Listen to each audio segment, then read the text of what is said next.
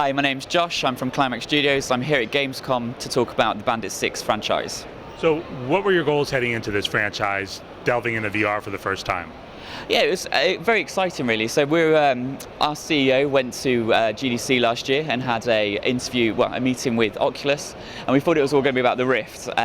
Went up to a hotel suite and he got this box, and it contained the Gear VR, and he literally ran back into the office and there and then decided that we need to be here, we need to be first. And so that's kind of where we started on our VR journey.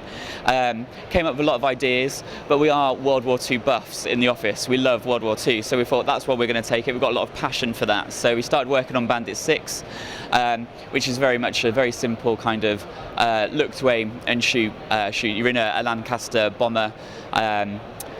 Yeah, and it's just kind of that passion built into moving into something new. There's not many times, we're 28 years old, our studio, and there's not many times that something new comes along. You look through the history and there's not many things that really moved the industry forward. So it's like, as developers, we were very, very excited to be, working on this and to be one of the first studios to be working on it as well. What has VR opened up creatively for you guys? Yeah, I suppose for us, from a creative point of view, it's kind of almost starting again. Every new idea that we have to come up with, we have to make a little playable demo, making sure that it works. But it's just kind of reignited our passion really for the industry. We love what we do from our traditional console and PC base, but this is just very, very exciting. And from a creativity point of view, the sky's the limit really. We're just getting started. What are you guys opening up for that sky for the sequel, BanditSix? Yeah, so this one, the first game, it set the benchmark on what we're trying to do, and the sequel just really, it's a lot more involved. You're jumping from turret to turret. It's a better art style. We've learned a lot. The frame rate is a lock solid 60 frames per second on the Gear VR, and it just plays beautifully. It really is a gamer's game.